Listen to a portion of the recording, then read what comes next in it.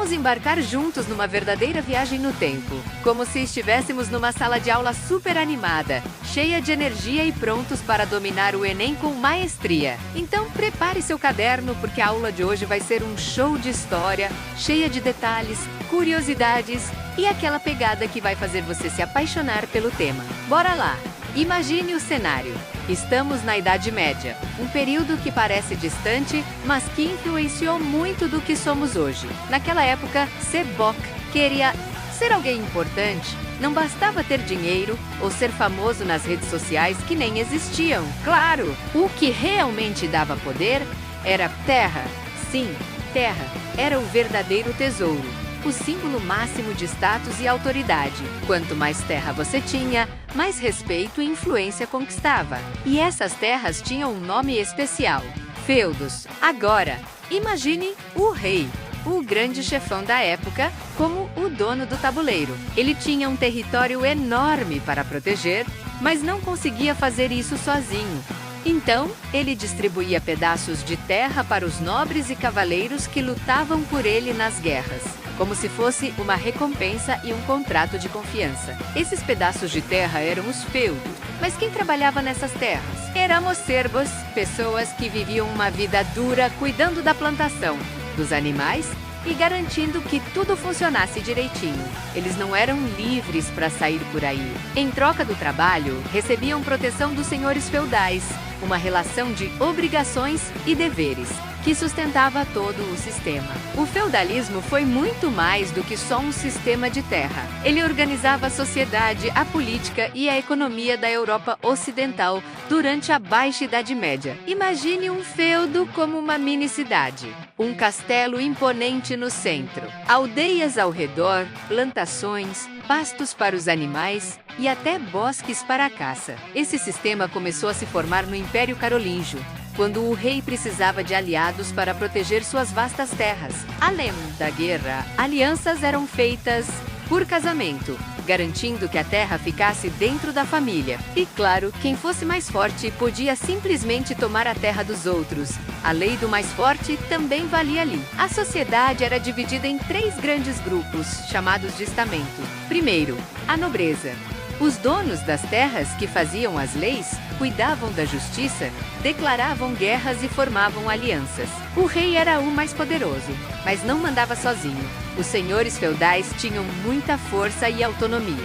Depois, o clero. A igreja era uma potência à parte, com muita terra, influência na vida das pessoas e o papel de guardião do conhecimento. Os monges e padres cuidavam dos doentes, ajudavam peregrinos e preservavam livros de ciência, filosofia e literatura nos mosteiros. Por fim, os servos eram os trabalhadores das terras, responsáveis por plantar, colher e pagar impostos ao senhor feudal. Em troca, recebiam proteção. Além deles, existiam os vilões, que eram homens livres das vilas, os ministeriais, que eram administradores e até escravos, geralmente em serviços domésticos.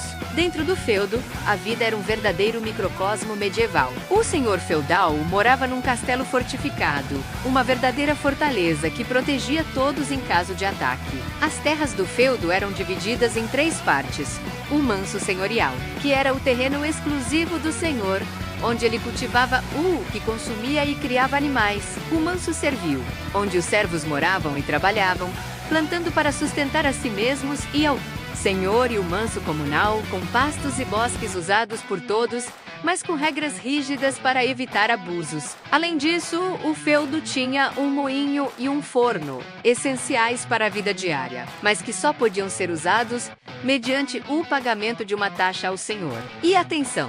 Caçar animais grandes ou cortar árvores no bosque era privilégio exclusivo do senhor feudal.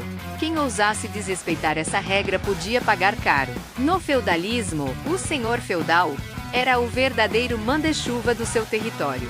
Ele tinha seu exército, cobrava impostos, fazia justiça e, claro, precisava proteger os servos para manter o sistema funcionando. Para garantir alianças, os nobres faziam juramentos de fidelidade.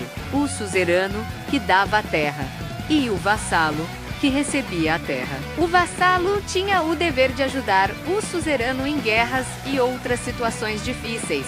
uma rede de apoio que mantinha o poder funcionando. A economia era baseada na autossuficiência. Tudo o que se produzia era para o consumo local. O comércio era pequeno e geralmente feito por troca de produtos, porque a moeda era rara e cada feudo tinha a sua própria. Mas a partir do século XIII o cenário começou a mudar. A população cresceu, as cidades se expandiram, o comércio ganhou força e o dinheiro passou a valer mais do que a terra. Os reis conquistaram mais poder. As cidades ficaram mais independentes e surgiu uma nova classe social. A burguesia, ligada ao comércio e aos bancos. Com o tempo, o trabalho livre e assalariado foi substituindo a servidão. E o feudalismo perdeu força. Aos poucos, o sistema deu lugar ao capitalismo. Mas essa transição foi lenta e desigual, acontecendo em ritmos diferentes por toda a Europa. Então, vamos para o resumão para arrebentar no Enem. O feudalismo foi um sistema social, político e econômico baseado na posse da terra, os chamados feudos. A sociedade era estamental, dividida em nobreza, clero e servos, com pouca mobilidade social. O poder era descentralizado. Os senhores feudais mandavam nos feudos, enquanto o rei tinha prestígio, mas não poder absoluto. A economia era autossuficiente, voltada para o consumo local, com comércio restrito. E a crise do feudalismo veio com o crescimento das cidades, o fortalecimento do rei, a valorização do dinheiro e o surgimento da burguesia. E aí, sentiu como se tivesse viajado no tempo com essa aula? Agora é só revisar, compartilhar com os amigos e partir para aquela nota top no Enem. Qualquer dúvida, é só chamar e lembrem-se de se inscrever no canal e de curtir esse vídeo. Ok, até a próxima aventura histórica.